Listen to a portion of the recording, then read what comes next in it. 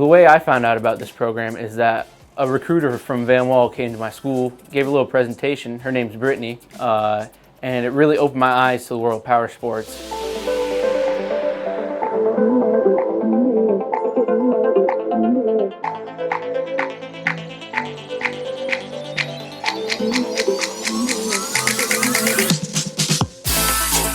I just think these machines that I'm working on are really cool. Like, not a lot of people can say they worked on like a leader bike, like an R1 or something like that.